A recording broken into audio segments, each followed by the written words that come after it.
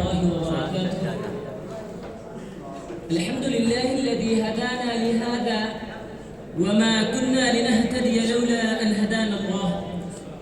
فقد قال الله تعالى في القرآن المجيد والفرقان الحميد: أعوذ بالله من الشيطان الرجيم، بسم الله الرحمن الرحيم. من قتل نفسا بغير نفس أو فساد في الأرض فكأنما قتل الناس جميعا. صدر محترم، حکم صاحبان، مشفق اساتذہ کرام، عزیز بھائیوں، آج کے اس پررونق محفل میں جس موضوع کو لے کر آپ سب لوگوں کے سامنے حاضر ہوا ہوں، میرا موضوع ہے انسانیت کی خدمت میں مدارس کا کردار۔ مدارس اسلامیہ صدیوں سے علم تہذیب اور اخلاقی تربیت کے مراکز کے طور پر کام کر رہے ہیں۔ یہ ادارے صرف دینی تعلیم دینے تک محدود نہیں، بلکہ انسانی خدمت کے مختلف پہلوؤں میں اہم کردار ادا کرتے ہیں۔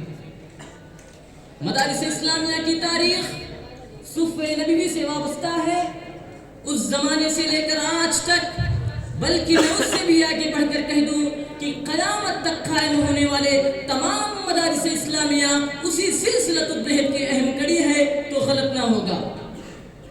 حقیقت تو یہ ہے کہ مدارس اسلامیہ اسلام کے وہ قلعے ہیں جہاں سے اسلام کی آبیاری کی جاتی ہے، یہی وہ مدارس اسلامیہ ہے جہاں سے چمن اسلام کی سینچائی کا کام ہوتا ہے۔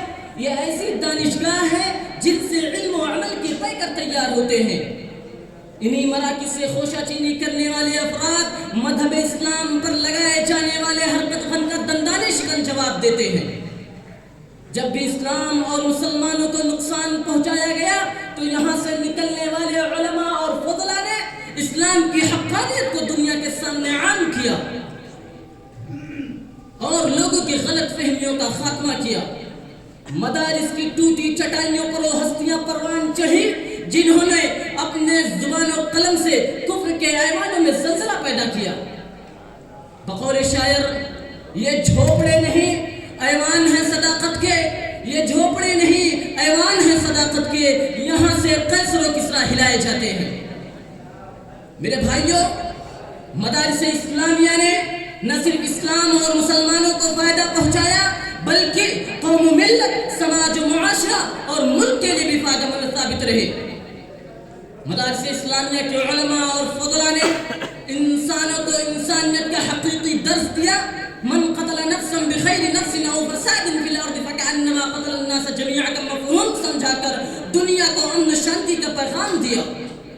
انسانوں کو حیوانیت کے چنگل سے آزاد کرا کے انسانیت کے ڈھانچے میں لا کر کھڑا کیا اور انہیں بتایا کہ پڑوسیوں کے حقوق کیا ہونے چاہیے، ایک انسان کا رویہ دوسرے انسان کے ساتھ کیا ہونا چاہیے۔ غیبت، حسد، غرور اور جھوٹ جیسی برائیوں کا خاتمہ کر کے دنیا کو امن کا تہوارہ بنانے کی سر ممکن کوشش کی۔ اور یہی نہیں، جب بھی لوگوں پر ظلم کیا گیا تو سب سے پہلے مدارس نے ظالم کے خلاف محاذ کھڑا کیا۔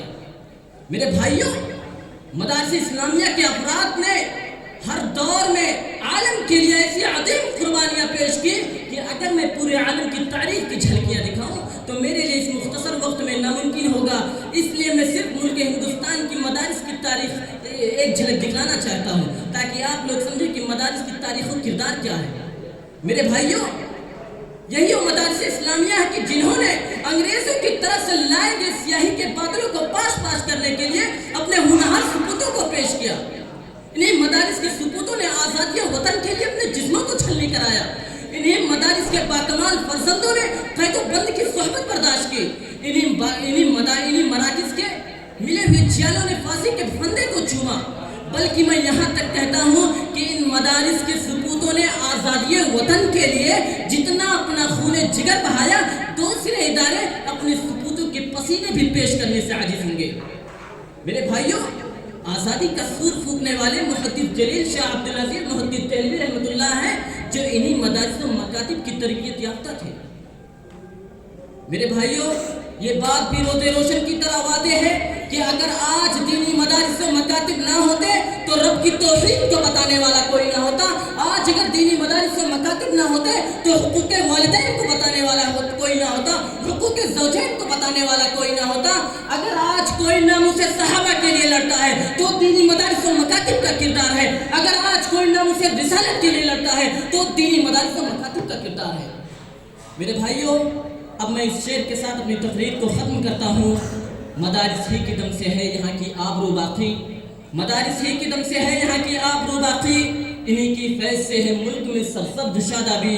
اب اللہ کا رب العالمین سے دعا ہوں کہ اللہ تعالیٰ تمام مدارس و مکاتب کی حفاظت فرما. آمین. وآخر دعوانا ان الحمد للہ رب العالمین والصلاة علیکم.